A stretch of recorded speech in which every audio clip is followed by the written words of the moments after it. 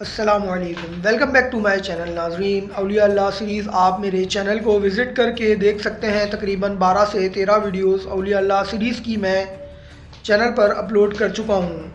آپ سے ریکویسٹ ہے کہ آپ اگر چینل پر ابھی وزٹ کر رہے ہیں اور پہلی دفعہ میری ویڈیو کو دیکھ رہے ہیں، اس سے پہلے بھی آپ چینل کو وزٹ کر کے ویڈیوز دیکھتے رہے ہیں، تو پلیز میرے چینل کو سبسکرائب کر لیجئے۔ اب میں بنا وقت ضائع کیے بڑھتا ہوں ویڈیو کی طرف۔ ناظرین، جیسا کہ آپ نے تھمبنیل میں دیکھا کہ سلطان صلاح الدین ایوبی رحمۃ اللہ علیہ نے کس طرح ایک گستاخ رسول کو اپنے ہاتھوں سے عبرتناک انجام تک پہنچایا۔ ناظرین، صلاح الدین ایوبی رحمۃ اللہ علیہ کے حوالے سے ہر شخص جانتا ہے کہ بیت المقدس فتح کرنے والا جرنیل تھا۔ اس کے علاوہ ناظرین، اولیاء اللہ دو طرح کے ہوتے ہیں۔ ایک تو وہ جو خانقاہوں سے لے کر لوگوں کے قلوب تک محنت کرتے ہیں اور اللہ و رسول صلی اللہ علیہ وسلم کی محبت ان کے دلوں میں ڈالتے ہیں، اور کچھ وہ لوگ جن کا تعلق خانقاہوں سے بھی ہوتا ہے اور اس کے علاوہ وہ میدان جہاد میں دشمن سے برسر پیکار بھی رہتے ہیں۔ انہی میں ایک شخصیت سلطان صلاح الدین ایوبی رحمۃ اللہ علیہ جیسے انسان کی بھی ہے، جو ایک طرف تو خانقاہوں اور صوفیاء کرام سے بہت زیادہ محبت بھی کرتے تھے اور دوسری طرف میدان جہاد میں دشمنوں سے برسر پیکار بھی رہتے تھے۔ آج کی اس ویڈیو میں آپ کو ایک گستاخ رسول جس نے حضور اکرم صلی اللہ علیہ وآلہ وسلم کی شان اقدس میں گستاخی کی، اس کا انجام، اور اس کے علاوہ تیسری صلیبی جنگ کے کچھ مارکے کے بارے میں بتاؤں گا۔ انشاءاللہ زندگی رہی تو اس کے دوسرے حصے میں اس ویڈیو کو تیسری صلیبی جنگ پر ختم کروں گا۔ آپ سے یہی ریکویسٹ ہے کہ ویڈیو بہت زیادہ انفارمیٹیو اور انٹرسٹنگ ہونے والی ہے، تو ویڈیو کو آخر تک لازمی دیکھیے گا۔ تو اب میں آگے آپ لوگوں کو ویڈیو اور تاریخ کے حوالوں سے آگاہ کرتا ہوں۔ سن 1186 میں عیسائیوں کے ایک ایسے ہی حملے میں رینالڈ نے یہ جسارت کی کہ بہت سے دیگر مسیحی امراء کے ساتھ مدینہ منورہ پر حملہ کی غرض سے حجاز مقدس پر حملہ آور ہوا۔ سلطان صلاح الدین ایوبی رحمۃ اللہ علیہ نے اس کی سرگرمیوں کی روک تھام کے لیے اقدامات کیے اور فوراً رینالڈ کا تعاقب کرتے ہوئے حطین میں اسے جا لیا۔ سلطان نے یہیں دشمن کے لشکر پر ایک ایسا آتش گیر مادہ ڈلوایا جس سے زمین پر آگ بھڑک اٹھی۔ چنانچہ اس آتشی ماحول میں 1187 کو حطین کے مقام پر تاریخ کی خوفناک ترین جنگ کا آغاز ہوا۔ اس جنگ کے نتیجے میں 30,000 مسیحی ہلاک ہوئے اور اتنے ہی مسیحی قیدی بنا لیے گئے۔ رینالڈ گرفتار ہوا اور سلطان نے اپنے ہاتھ سے اس کا سر قلم کیا۔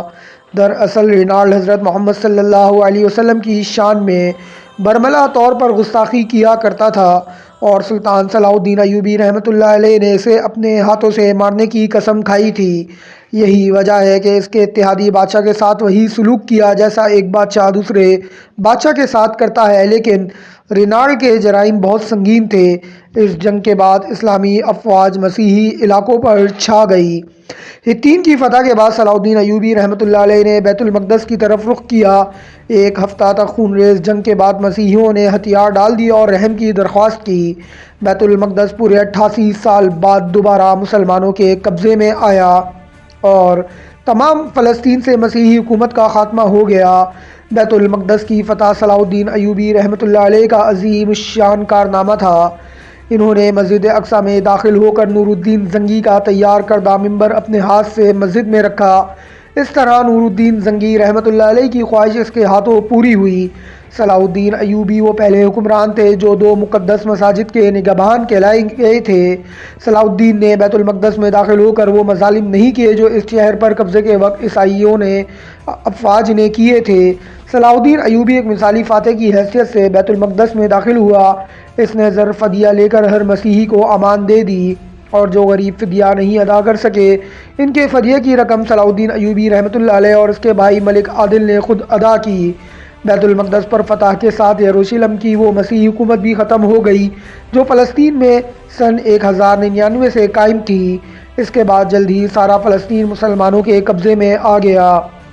بیت المقدس پر تقریباً 761 سال مسلسل مسلمانوں کی حکومت رہی، تاں کہ 1948 میں امریکہ، برطانیہ، فرانس کی سازش سے فلسطین کے علاقے میں یہودی سلطنت قائم کی گئی اور بیت المقدس کا آدھا حصہ یہودیوں کے قبضے میں چلا گیا۔ 1967 کی عرب اسرائیل جنگ میں بیت المقدس پر اسرائیلیوں نے قبضہ کر لیا۔ جب بیت المقدس پر قبضے کی خبر یورپ پہنچی تو سارے یورپ میں کوہرام مچ گیا، ہر طرف لڑائی کی تیاریاں ہونے لگیں۔ جرمنی، اٹلی، فرانس اور انگلستان سے فوجوں پر فوجیں فلسطین روانہ ہونے لگیں۔ انگلستان کا بادشاہ رچرڈ، جو اپنی بہادری کی وجہ سے شیر دل مشہور تھا، اور فرانس کا بادشاہ فلپ آگسٹس اپنی اپنی فوجیں لے کر فلسطین پہنچے۔ یورپ کی اس متحدہ فوج کی تعداد 6 لاکھ تھی۔ جرمنی کا بادشاہ فریڈرک باربروسا بھی اس مہم میں ان کے ساتھ تھا۔ مسیحی دنیا نے اس قدر لاتعداد فوج ابھی تک فراہم نہ کی تھی۔ عظیم الشان لشکر یورپ سے روانہ ہوا اور عکا کی بندرگاہ کا محاصرہ کر لیا۔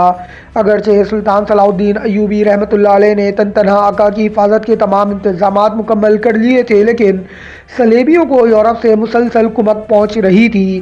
ایک مارکے میں 10,000 مسیحی قتل ہوئے، مگر صلیبیوں نے محاصرہ جاری رکھا، لیکن چونکہ کسی اور اسلامی ملک نے سلطان کی طرف دست تعاون نہ بڑھایا، اس لیے صلیبی ناکہ بندی کی وجہ سے اہل شہر اور سلطان کا تعلق ٹوٹ گیا، اور سلطان صلاح الدین ایوبی باوجود پوری کوشش کے مسلمانوں کو کمک نہ پہنچا سکا۔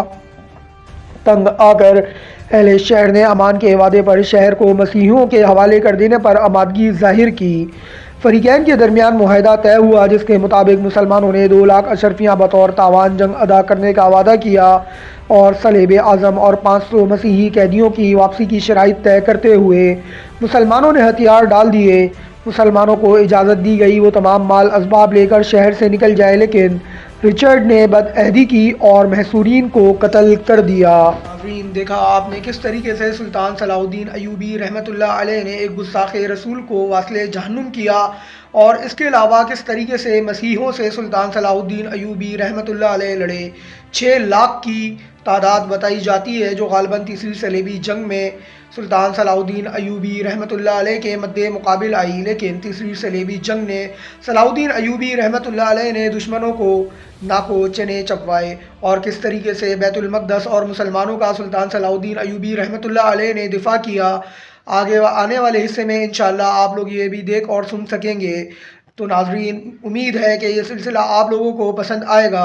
ویڈیو کے شروع میں میں نے آپ سے کہا تھا کہ صوفیہ کرام یعنی اولیاء اللہ کی 2 قسمیں ہیں، ایک وہ جو خانقاہوں میں رہ کر لوگوں کے دلوں پر محنت کر کے اللہ اور اس کے رسول صلی اللہ علیہ وسلم کی محبت ڈالتے ہیں، اور ایک وہ جو خانقاہوں کے علاوہ میدان جہاد میں بھی برسر پیکار رہتے ہیں۔ انہی میں یہ شخصیت سلطان صلاح الدین ایوبی رحمۃ اللہ علیہ کی بھی ہے، جو خانقاہوں کے علاوہ میدان جہاد میں بھی نظر آتے ہیں۔